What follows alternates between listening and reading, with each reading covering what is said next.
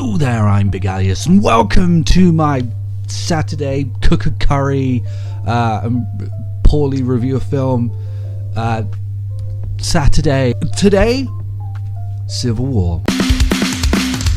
Civil War has just entered onto Prime. So for all of you who do have Amazon Prime, you can watch this one for quote-unquote free.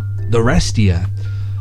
I want to thank YouTube for adding my video to your recommended, and I want to thank you for clicking on it. I want to thank my parents for giving birth to me. It was the best thing ever.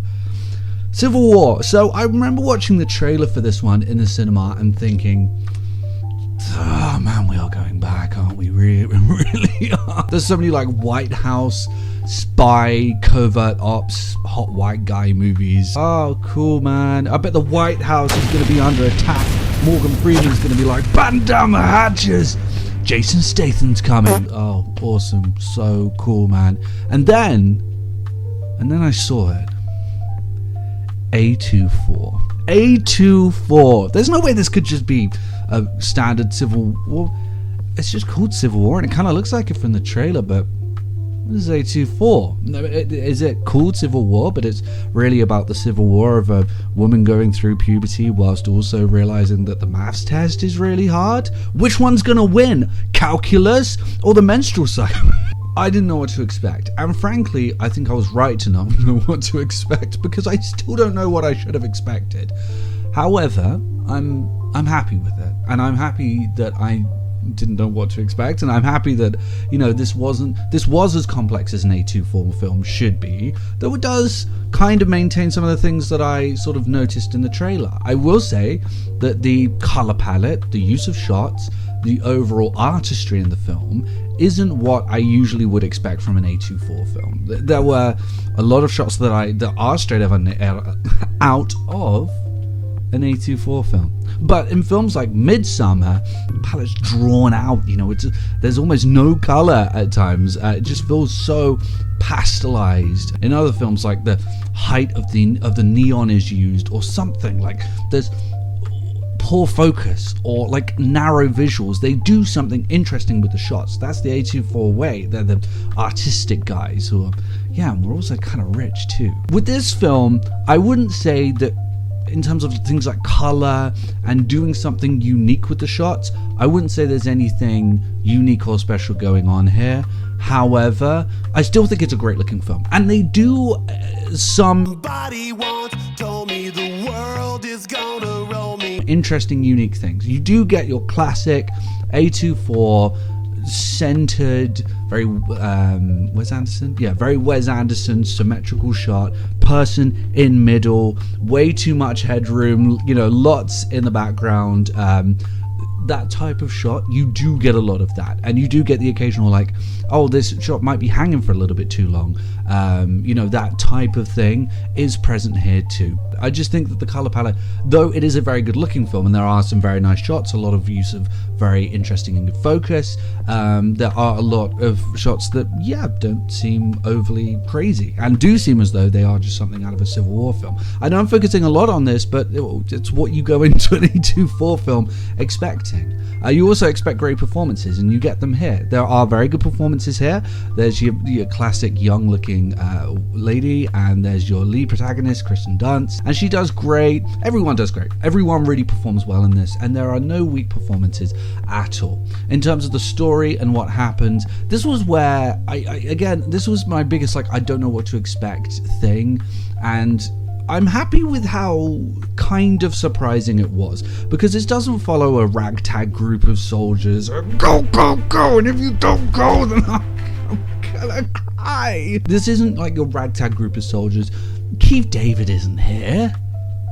I wish he was. But yeah, they're not going in and go, go, go, but that is present in the background. In the foreground, what you're actually following is a group of photographers, mostly, you know, and press people. You're following press people in this current day Civil War environment, you know, where the Civil War has hit off. And I don't think I have to tell you what would cause the Civil War.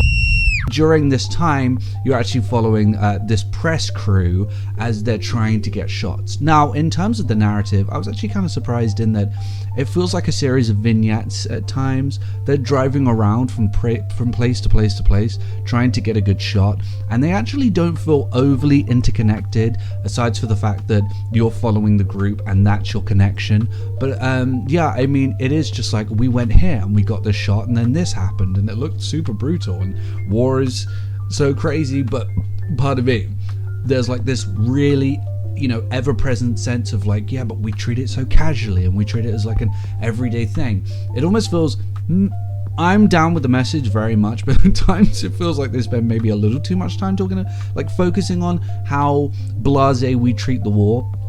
But still, they do a very good job of showing it. There are some like very like lo-fi songs and almost happy-go-lucky songs that play while people getting like shot and burned and stuff like that. So that is very good presentation. The narrative presentation is very good, but like I said, it does feel at times like these little vignettes. Definitely one of those films that will just throw you in. It doesn't tell you like what caused, like, it doesn't give you that backstory opening. You don't get that like narration at the start like 50 years ago.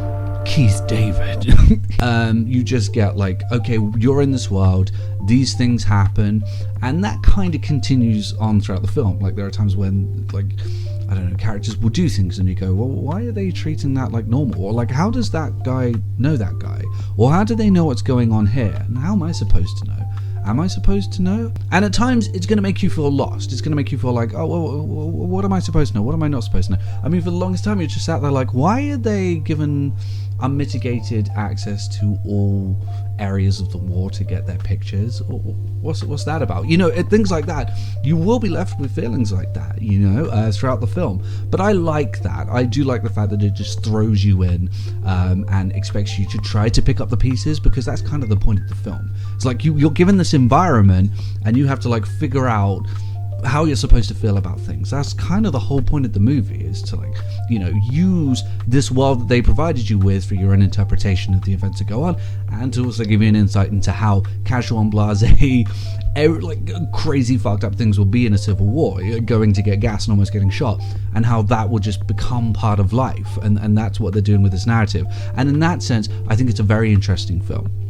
I like the narrative. I think it's very pretty. I don't think it does anything overly groundbreaking, but I do like its decision to take the unique path of, you know, the path that it takes. I don't want to give too much away.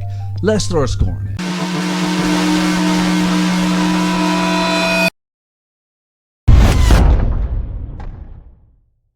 Yes, I'm happy with the film, and like I said, I do think it's a unique take on this, and I think everyone performs well, and I think it's definitely a film worth watching. I say definitely give it a shot, and again, if you're on Prime, then stop, because that shit sucks. But if you have Amazon Prime, Civil War, watch it, do it.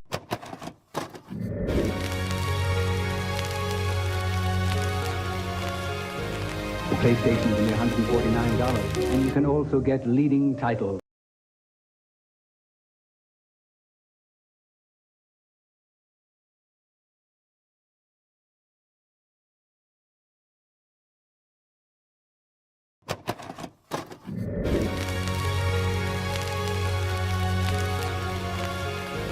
The PlayStation is only $149, and you can also get leading titles.